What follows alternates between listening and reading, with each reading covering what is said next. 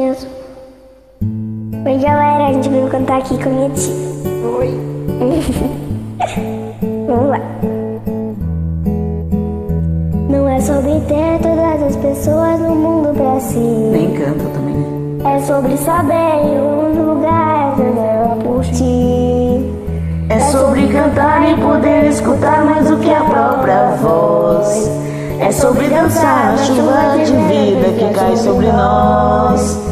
É saber se sentir infinito no universo tão vasto e mito. Nós sabemos sonhar. E então fazer valer a pena cada verso daquele poema sobre acreditar.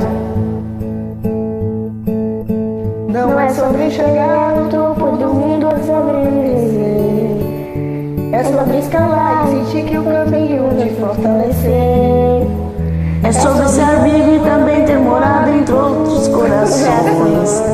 É assim tratar contigo em todas as situações. A gente não pode ter tudo. Qual seria a graça do mundo se fosse assim? Por isso eu prefiro os sorrisos e os presentes que a vida trouxe pra perto de mim. Não é sobre tudo, é capaz de comprar. E é sobre cada momento sorrisos e compartilhar. Também não é sobre correr contra o tempo pra ter sempre mais. Porque quando menos a vida já ficou pra trás. Segura teu filho no colo, sorri e abraça teus pais enquanto estão aqui.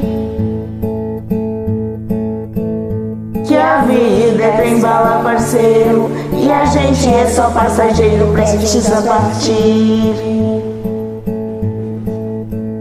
Laia, laia, laia, laia, laia.